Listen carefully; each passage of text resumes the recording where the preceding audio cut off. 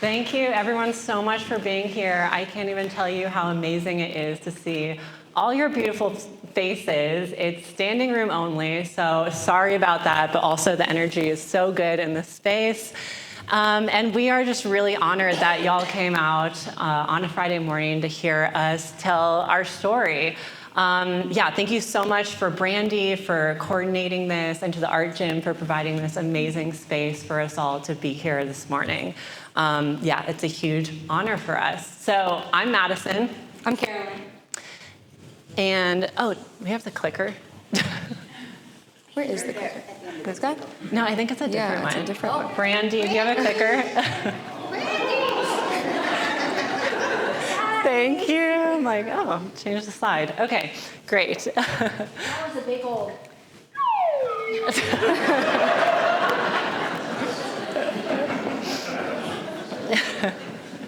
So Caroline and I are creative partners, and we are collaborators and friends. And today's talk is going to be about the threads that have woven us together, and also the threads that we followed in our practice together that has led us to new creative places. But first, we're going to take a little bit of time to each talk about our careers and backgrounds and kind of how we got to where we are today. So who am I? I am a scientist, and you can often find me in forests, staring up at beautiful canopies of trees. More specifically, I'm an entomologist, which means I'm a scientist who studies insects. And I study honeybees and their parasites and predators. This often brings me over to Asia because that's where honeybees originated. And so I do a lot of field work over there, finding wild bees in the forest and visiting apiaries and looking for wild hornets, which are predators, and parasitic mites. And sometimes you can find me setting up a table in a field and just working right there on site with the honeybee nests. So this is a photo of a honeybee with 2 varroa mites on it. These are the #1 killer of honeybees worldwide, and this is a big thing that I work on. But that's a topic for a different talk. Today's talk is about the confluence of art and science, and what happens when you bring disparate ideas together to create something new and beautiful. So I also have a background in art, and over the years I've been able to use illustration to really bring the science that I do to life for more people so that more people can understand it. And that's really been a huge joy. Steal this guy. Hi, everyone. I'm Caroline. Thank you so much for being here. And if this is cutting out and distracting, then I can steal that one. Yeah. How about? Okay. Let's just use that. Sounds great. That sounds great. So my name's Caroline. I am a glass artist. I primarily work with glass, and I'm based out in Oakland, California. In 2017, I had the opportunity to be a part of the Arctic Circle Artist Residency. It's 30 artists on that same sailboat, and you sail around Svalbard for 3 weeks. It was an incredible opportunity. Now, before this time, I'm a glass artist. I actually built my own portable furnace. So I was using glass to capture the impressions of the earth around me. I was blowing into sand and into earth and going to different regions in California. Now, once I got accepted to this artist residency, I knew that I couldn't bring my portable furnace up there. So I was attracted to all these different forms of ice. And you can see there's pieces large as a person right there. And I was just so interested in capturing these impressions, so I knew I needed to become a proficient mold maker. So what I did was I brought alginates and silicones and different mold making materials. But what I found that worked best was actually to bring my camping stove, shout out to all the campers out there, and to melt wax on the specific pieces of ice. So other mold making procedures worked, but this actually worked best. And so here I am with my camping stove, and this is the shores of Blomstrandbreens in Svalbard, Norway. It's across the fjord from New-Alesund, which is the most northern research center in the world. So here I am, and I actually captured all of its glacier water, labeled it, and contained it. So when I was ready to blow glass, I would fill them back up with their own specific glacier water.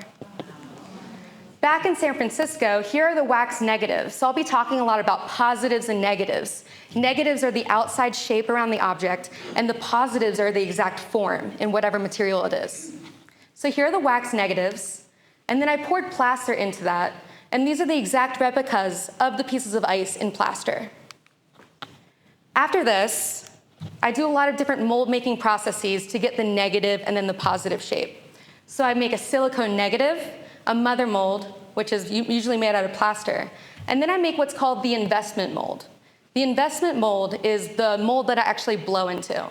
If you think about it, like if I blow glass into wax, it's just gonna melt. If I blow glass on top of plaster, I'm capturing the negative space. So I need to do positives and negatives to be able to get the right negative to be able to blow into. So here I am blowing into the investment mold, and the investment mold is really incredible. It's made out of 50% plaster, 50% silica around, and a layer of chicken wire to contain it. It's a 1-part mold, and it's preheated to about 1,000 degrees. The wild thing about it is there's lots of different types of molds to make and blow glass into. But this one's really special because it's preheated, and you're able to capture so much detail. You're actually able to capture the impressions of a fingerprint. So I had really beautiful moments when I was making these molds of ice, and I was holding the ice on the shores, and my thumbs were melting the ice. When I replicated it into glass, I could actually refine those same imprints of where I held it on the shores. So here's the first edition of Archiving Ice Svalbard with its own glacier water. And here's a number of other different pieces of ice that I made. So a few years later, in 2019, I had the opportunity to go to Newfoundland and do Archiving Ice Newfoundland. I went with a videographer and photographer friend named Oliver Rye, and we've been collaborating ever since. So we were able to go to the shores of Newfoundland, and along the coast of Newfoundland is called Iceberg Alley. And that's where the icebergs travel from Greenland south, and the icebergs kind of flow into these different fjords. And Iceberg Alley is the same alley that Titanic hit the ice there, so they can keep traveling further south. The great thing about this is it made the ice more accessible for us to make molds. The other real factor is that we were able to really spend our times there, and there were no polar bears. In Svalbard, someone's always looking out for polar bears around you. So we were able to be on the shores, drive up to them, and make molds that were a lot larger and take about 8 hours to make the molds. We're able to see the ice off the shores. So once I brought that wax negative back, I made a plaster positive. This is the plaster positive with the first layer of silicone. You're like, what is that green goop? That is the silicone mold. So this is a 3-part mold. You can see the part on the right, and the white around it is the mother mold. Silicone is a rubber, so you can flex it, and the mother mold holds its shape. So I'm able to recreate as many waxes as I want from this. So one part's on the right, the other part's on the left, and I'm making the front part. And those little dots are keys so that they will sit in with each other and fit, so I'll be able to make as many wax positives as I want. So this is kind of like where the autosave button is. If I ever need to remake the mold, I come back to the silicone negative. So this mold and project was so large, it actually took a team of 10 glass blowers for all of us to work together. So it was pretty heavy, and we brought the mold out on a forklift. We preheated it again to 1,000 degrees, and we had, a team of 10 of us, and we blew glass into 2 bubbles into this mold. I was really interested in getting enough material, getting enough glass and blowing into it, and also, that it would capture all this texture. And on the right, you're able to see the wood on fire. We're really pressing down into the mold to make sure that the texture will really flow downward. And we're forklifting it back into the kiln. So after we're done blowing glass, we put the entire mold and the glass in the kiln. And I usually anneal it, meaning slowly cool the glass, for about 28 to 30 hours. The more texture you have in the piece, the more complex patterns, the thicker the glass, the higher the annealing cycle you need. And here's the final piece. And you're actually able to see a little bit of those seam lines of the 2 bubbles meeting. So that time was during the pandemic, and also during the pandemic, living out in Oakland, California, I was really thinking a lot about trees. I was thinking about the forest fires that were happening in California, but I was also making these, what I call pilgrimages, out to the White Mountains in California. I was really interested in the ancient bristlecone pines. Does anybody know about the ancient bristlecone pines? Yeah, a few of you. They're incredible trees. They live in elevations from 9,000 to 11,000 feet. And when people say these trees are incredible, you usually think of the redwoods or sequoias, or you think of these massive trees. These are actually quite small. They're quite small, they're gnarly, they almost look dead. But they're incredibly dense, and they're just so strong. So They actually are some of the oldest living organisms in the world, well over 4,000 years old. In the White Mountains, I kept traveling out there and visiting these ancient bristlecone pines, and they just really captivated my interest. So this is about the time that Caroline and I met. We had kind of a chance meeting as she was coming through Denver and moving out to California to be a glassblower in Yosemite. No big deal, no big deal. And we met for coffee, and she told me all about the Arctic Circle and her work archiving ice in glass. And I was blown away for the obvious reasons, but also because it's rare to see such a specific form of beauty, something that is really born within someone and not a carbon copy of something that someone else has made. A dream of something taking place in a far-off land and putting in work over many years to make that a reality. And honestly, I think a gift to humanity of archiving this natural treasure that is disappearing on Earth. So I was really taken by that, and she also told me about her interest in trees. And she told me about one specific tree that she was interested in making a piece of art about.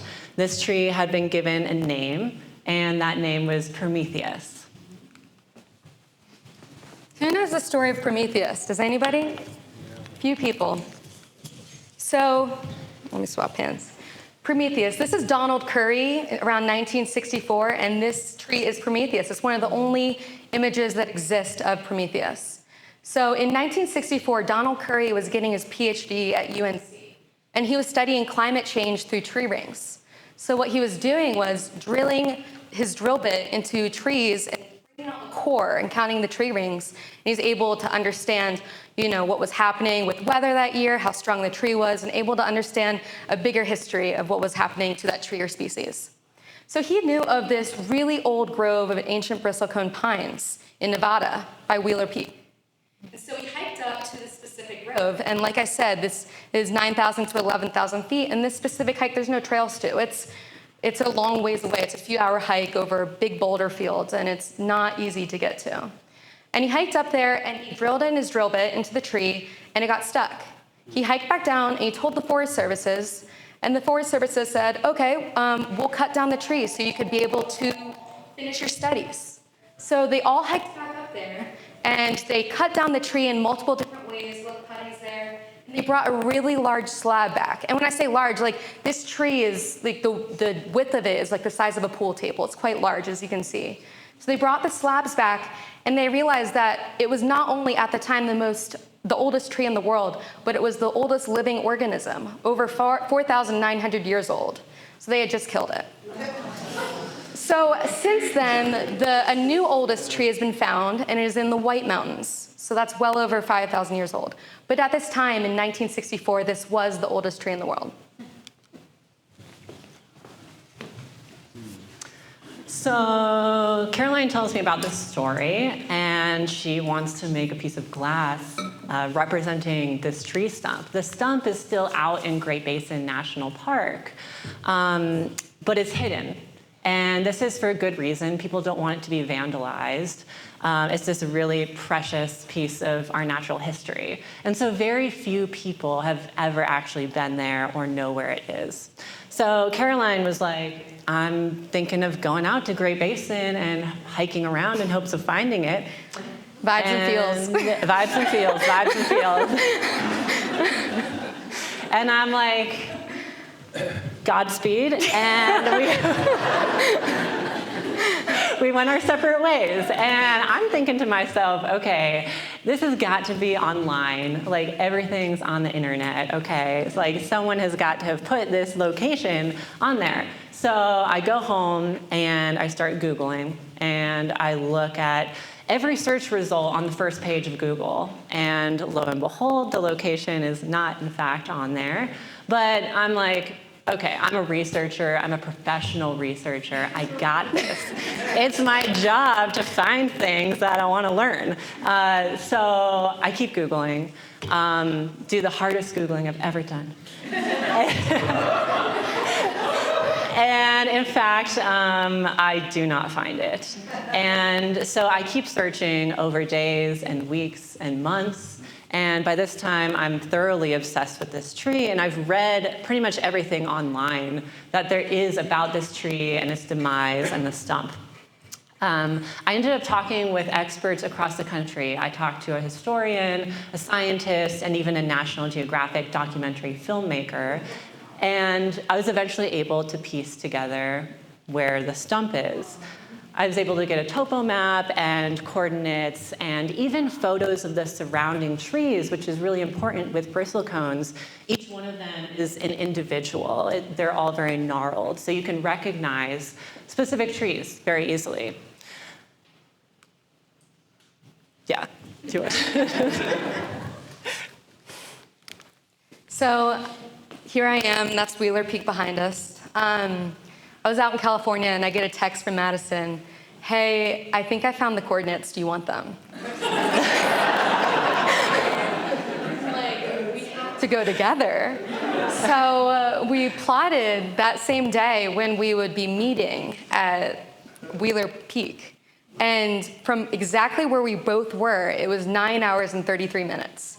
I don't know what that means. It means something, but like it was to the minute that it was the same halfway distance. Yeah, like we're screaming. We're like, what does it mean? What does it mean? Do you want to talk about? Yeah, so we end up meeting up exactly halfway between our homes in Baker, Nevada, which is home to Great Basin National Park. You have to drive for a long time in seemingly the middle of nowhere to get there, but I swear it's worth it. The most underrated national park with the trees and the mountains there. And we had allotted a couple days to find this stump, and we really thought we had it in the bag with the information that I had. But first of all, we arrive and there's a ton of snow. This is the summer solstice weekend, and so we just didn't really anticipate that. But the road to the trailhead had opened just days before we arrived. So we are out there with backcountry skiers, and we're in kind of like thigh-deep snow, post-holing, and it's very difficult to find the trail that we're supposed to be on, because the way it turned out was we were supposed to follow a trail for a few miles and then break off that trail to go up on this ridge to the pine stand where Prometheus was. So that first day, it just took a really long time. By the time it was late afternoon, there was a storm rolling in, and we were like, we don't even know where we are. We ended up running into this man out there in the middle of nowhere. Might have been a ghost, we don't know, but he showed us. He led us the way. He led us to where we needed to be, and there was no one else out there except for this one man. And we think it may have been the ghost of Donald Curry, but that's fine, because we were able to make enough progress that day that the next day we came back. This is a photo from that day. It was blue skies, the most perfect, gorgeous day. And we were able to make our way up over many hours to the pine stand where Prometheus once lived. So when we were up on this hill, we knew where the coordinates were, and we knew on the topo map where it was. So I was like, Madison, you should go on the crest, I'll be on the right side, and we're just gonna walk down the mountain and scan our way. But there's a lot of snow, so we're like, maybe it's gonna be completely buried. After maybe 40 minutes or so, Madison yelled out, I think we found it. And this is what it looked like. So it was, all we knew what was happening was this kind of beige cutting that had chainsaw cutting on it. And then that was the only thing out of the snow. And we knew also that it was in a little bit of a cast shadow. So it was going to be laser right here. And so this is all we could find. And what Madison and I were really grateful for is while also being there, it was a really special moment. We're really grateful there was snow, because then all of our footprints just, melted away. Yeah, absolutely. We felt like this was almost a sacred space in this clearing that Prometheus had once lived in for close to 5,000 years. And the stump itself felt almost like this holy relic.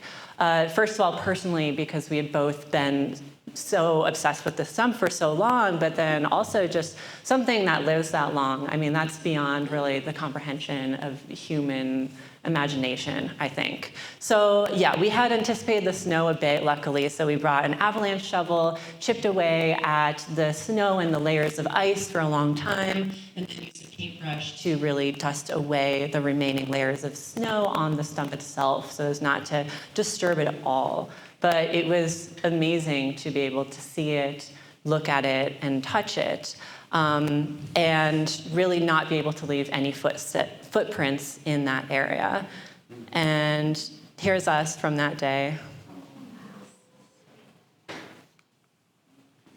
And here's more views of the stump. It was really an incredible day. We're on this plateau with, where are we right now? So once the sun started melting the stump, you can see that, maybe the stump went like all the way over here. We just uncovered a little bit of it, and that's all we need to really find. But as a glass blower, seeing the stump, I need to be thinking about volume and shape and form. So this stump is so large, it'd be too large to blow glass, right? When I'm thinking about what's possible, I'm thinking about what's possible of the amount of glass off the end of a blowpipe and the team of people I need. That stump is way too large for what I need. And now if I was a glass caster, which is you make a mold and you fill in glass and you melt it, it would be solid. But I'm not a glass caster, I'm a glass blower. So we were there and we were able to find a perfect cutting that was there. So I lifted it out and propped it into the snow and then 3D scanned it. Normally, I'm a very tactile artist. I like to be able to feel all the different materials and like to be able to work with my hands. But it really did feel like a sacred space, and I didn't want to bring silicones and plasters and really contaminate the area. So 3D scanned it and adapted, and that was the 3D scan. We spent a few hours up there doing that. Grateful for the sun, just for those scans for the 3D printing. So when I brought the scans back to Oakland, we parted ways. I had the mold 3D printed, and the 3D print is on the left. And I made the silicone negative, the same type of mold making procedures, the silicone negative, the mother mold. Then I made the wax positive from the silicone. So that's the image in the center. And you're like, what are those red things? Those are wax. That's just little wax noodles. Red's a softer type of wax, and it's for vents. So when I make the investment mold, and you first paint on the layers of plaster silica, and once it starts curing, then it becomes thicker and thicker. When we're done with the investment mold, you steam out the wax. And so when you blow glass into the mold, it's vacant of that wax. The air needs to escape somewhere.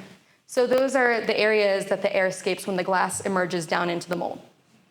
So that's the wax before making the investment mold, and this is the glass piece on the right. You're able to see like that you can capture that same amount of detail and texture. Here's some videos. This is painting on the investment mold on the left. And that clay on the bottom is just a dam so that I'm able to see the thickness is nice and even. And in a moment, you're able to see me add chicken wire. You do like 2 coats, and then you add chicken wire, and you wrap it around. Because the mold loses integrity as you start to preheat it ahead of time. And on the right, I had a residency at Monterey Glassworks, and I had a team of 5 people. And for a week, we were able to make 5 of these molds. We were making molds in the morning, preheating them for 2 days later, blowing glass into the ones that we were preheated a few days ago, and then annealing them. So we were staggering all the different molds for a week.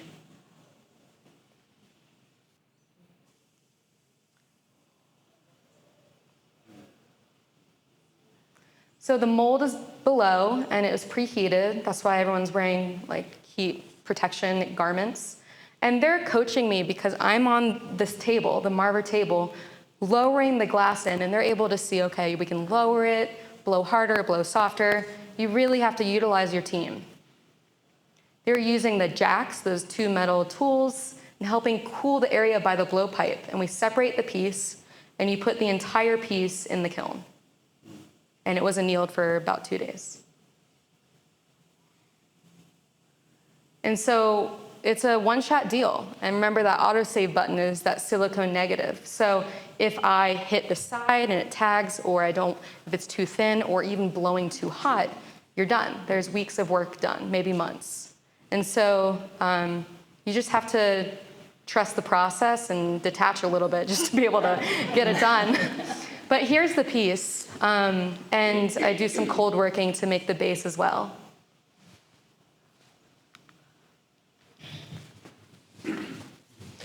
So something we really learned from this project was don't edit what's possible for your life until you see if it's possible. It really seemed impossible to find Prometheus at first. So few people on this earth have ever been there or know where it is. But I just kept following that thread of curiosity until it led me somewhere. And then even when we were out in the park itself, there were many times where it could have been easy to give up, and we were kind of discouraged by it. But we just kept being pulled by this thing. And so don't give up on something that you know in your gut and your heart is magic. So we remain obsessed with trees. This is in part because of their ability to be these natural archives of time on Earth, which is captured in their rings. And so after this project, it was really a magical process for both of us. And Caroline and I decided that we wanted to keep working together and making more things happen together. So trees are this natural archive, and that is really true of ice as well. Snow falls in layers, and it becomes compacted by gravity over time and turns into ice as part of glaciers.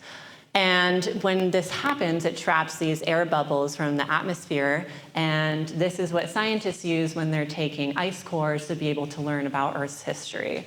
So this process has been very fascinating for both of us. Caroline has been interested in ice for a long time, and I had become really interested in it too. And so pay attention to what you pay attention to, because there's patterns in everything, and those patterns can lead you to new places. This photo of ice was actually taken at the edge of a frozen lake at the foot of the Palisade Glacier, which is out in the Sierras. This is the southernmost glacier in North America, and therefore it's really feeling the effects of a warming climate, and it's receding rapidly. So Caroline and I had actually spent a lot of time out in the Sierras together, and it was a special place for both of us, and she's lived out there for a long time too, just spending a lot of time in these mountains.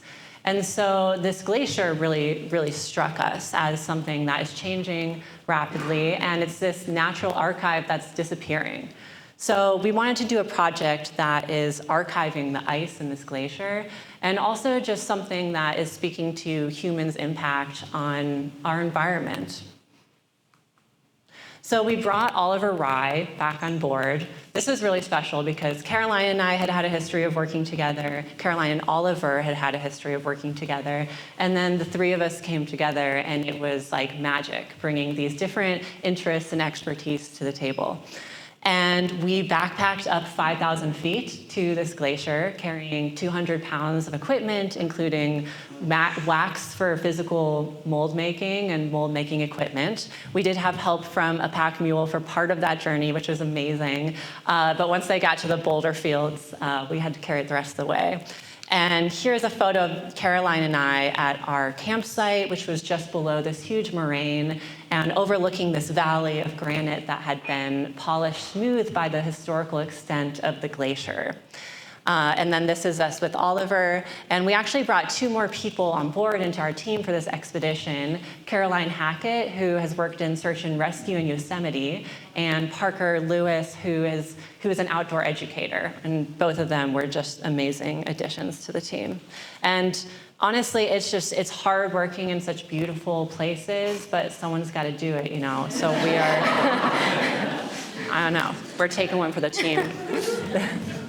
So I'm out here in front of Palisade Glacier, and I still have that same search of what is best to blow glass into. I'm thinking about the volume. So when you blow glass wants to be round, it wants to be symmetrical. It's almost easier for the glass molds to be long and tall because you're able to drop the glass into it. It's harder for a glass to be squat. But I'm still thinking about the volume, and I'm still thinking about what's physically possible with the blowpipe and like glass and equipment that we have in the Bay Area, and also what textures am I interested in. So we were on the shores looking at different pieces of ice, and this is one of the pieces that I ended up choosing. That Newfoundland piece was kind of maxing out what's possible with size for blowing. The Prometheus was a foot by a foot by a foot, and that seemed very comfortable for me. And this one is a little bit more squat than that. But I'm really thinking about, like, with blow molds, whatever area is by the blowpipe, you lose a little bit more detail. And so I'm also thinking about which side and which angle am I going to be making the molds from. So I'm really thinking about it in a glass lens when I'm out there. That same piece of ice is the wax on the right, and that was the wax negative, and the next day melting it out. And we made 3 molds in total, and these are the wax negatives on the left as well, a little bit smaller. And this is the team, and I couldn't have done this project without them, truly. It was combining all of our friends and forces and really just making the dream team. Like the hikes to get up there, to be able to carry all the mold making equipment, the collaboration. Just like, everyone has their own expertise, and we really just merged them all together. It was really special. So don't decide where it ends. We continue to work together closely today, and we have plans to carry out other projects relating to ancient natural archives in other places in the world, and also humans' impact on nature close to home in the Sierras. And I can't tell you what a joy it is to work with people who truly inspire you to bring your shared vision of beauty and make it a reality. So I want to circle back to the Arctic Circle, which ended up being this full circle moment, actually, for me, when I got to attend this same residency last month. And it was really special to be on what was our ship's last Arctic journey, actually, and to be in this place that had inspired Caroline's work so long ago, and therefore our work together today, too. And it's really changed my life. So it was so wonderful to be there. I've actually developed my own glass practice on the side as well with stained glass. And this is in part because I've learned through Caroline, and also with collaboration with another dear friend, Amy Hoagland, who's a glass artist. I've learned from them that glass really can be so easily inspired by ice, and that material can work so well with ice. It's just magic. It almost does the work for you. And I also learned through my field work as a scientist, and through the Palisade Glacier Project in particular, the magic that can happen when you work with a material out in nature. You can make things that you can't necessarily make in a lab or in a studio. And so I brought my table from my lab and went out and cut glass on the shore, inspired by the glaciers and the ice in front of me, and then brought it back to the ship and soldered it together. And I even put all of my stained glass pieces on an iceberg to be able to see it and really feel it in connection to the landscape that it was inspired by. You can't really see them there, but it was magical. So as our expedition leader in the Arctic says, stretch possibilities. And this is really a role that Caroline and I operate by in all of our projects together. Here's just some pieces of the stained glass that I made there that was really inspired by the ice. And so I really love this poem by John O'Donohue, which says, "I would love to live like a river flows, carried by the surprise of its own unfolding." And this is what happens when you follow threads of curiosity. They take you to places that you wouldn't necessarily have ever envisioned being there, but it feels more right than anything else. And we've really found that following threads of curiosity has been really crucial in our art practice together, and we think that it can be essential for anyone's creative practice, actually. This is because it leads to exploration of the world, of yourself, of your subject matter and your materials, and it leads to a lot of discovery as a result of that. It can lead to cross-disciplinary collaboration, which we also think can be beneficial for any creative practice. Following threads of curiosity can lead to an evolving skill set and therefore an evolving body of work, and also a more honed artistic voice because you're staying attuned to what is interesting to you in the moment instead of getting stuck in creative ruts. The one thing I will say about our art practice and working together and following threads is that the type of work we do really isn't binary. It's not an equation. So we do A plus B equals C or following the same route. We actually leave a lot of space to be out there and react to the environment and see how it unfolds.